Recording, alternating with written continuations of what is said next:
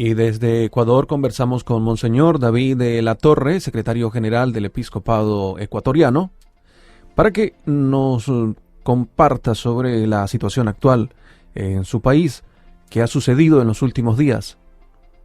El Ecuador se encuentra entre dos países productores de droga. Además, al tener una economía dolarizada,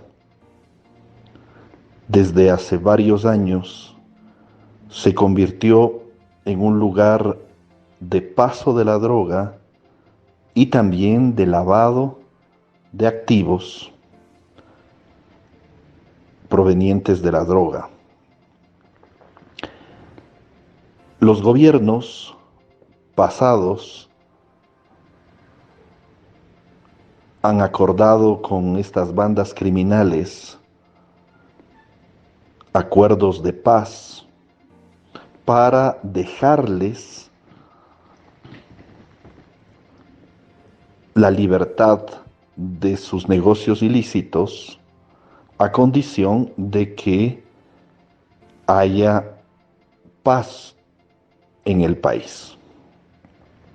Evidentemente que esto atenta gravemente contra la vida de los niños y jóvenes que caen en estas bandas y que caen también en el círculo infernal de la droga.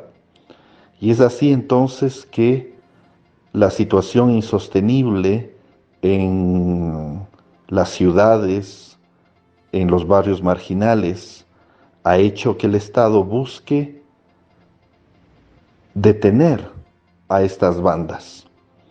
En el último año hemos detenido cargamentos de droga superiores a todo lo que se había hecho en los 10 años anteriores.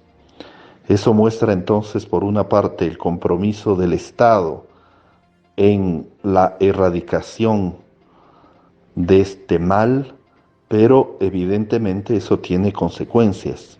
Y es eso lo que hemos visto en los últimos años, en los últimos meses, en los últimos días y en las últimas horas. Las bandas criminales buscan sembrar el caos en el país para hacer que el Estado dé marcha atrás en su decisión de garantizar la paz, el orden, la legalidad en el país. En su opinión, ¿por qué ha llegado Ecuador a esta situación del terrorismo, del narcotráfico, de la violencia? Hemos llegado a esta situación no solamente por la influencia nefasta de estos grupos criminales, sino también por la complicidad de muchísimos actores, por la complicidad de jueces, de policías, de militares, de políticos. El Ecuador vive una narcopolítica, una narcopolicía, una narcojusticia. Y entonces evidentemente que esto tarde o temprano tenía que estallar. Reconocemos la labor valiente del gobierno nacional, la labor valiente de la policía y de los militares.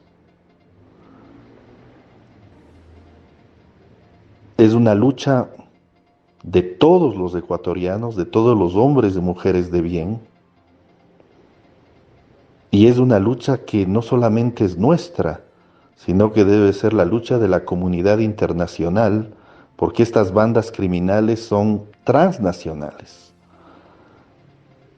Buscan garantizar sus negocios mal habidos,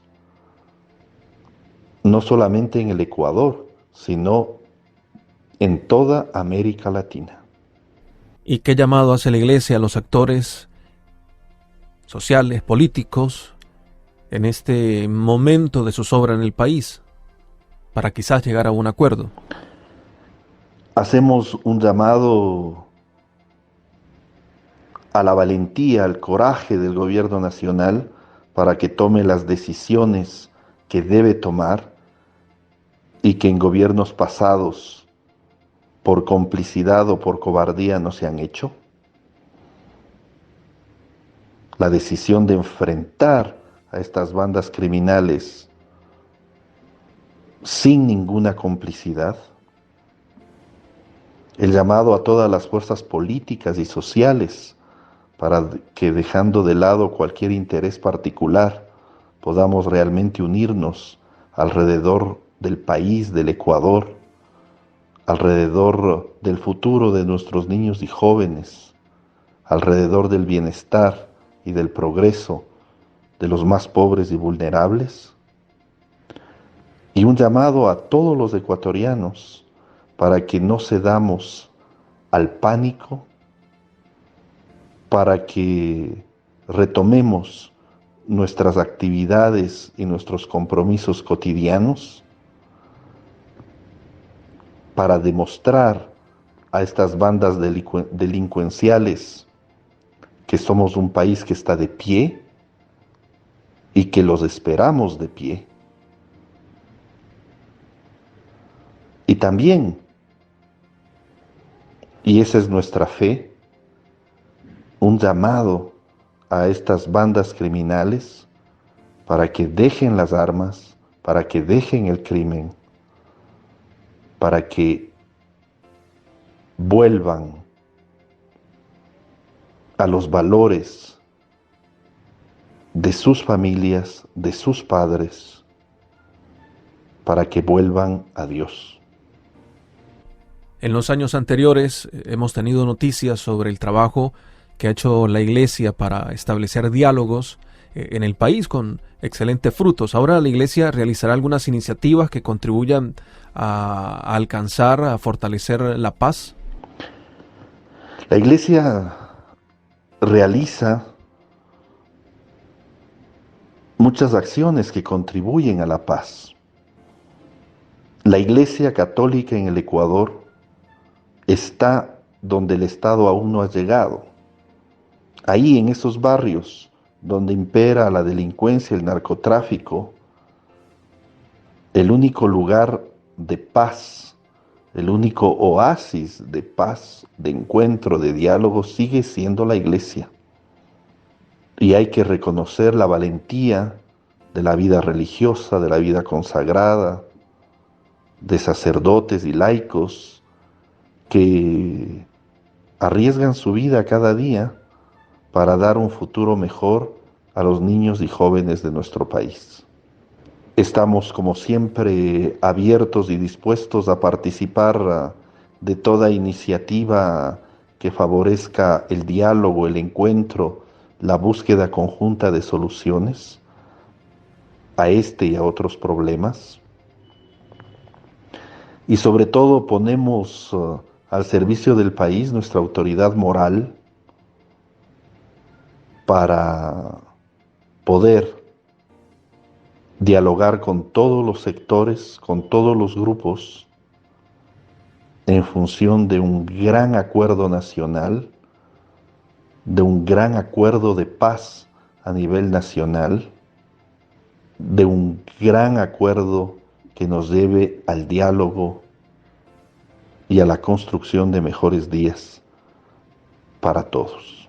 Finalmente, Excelencia, gracias por compartir con nosotros, con Radio Vaticana, Vatican News, cuál es el mensaje al pueblo que sufre las consecuencias de esta situación.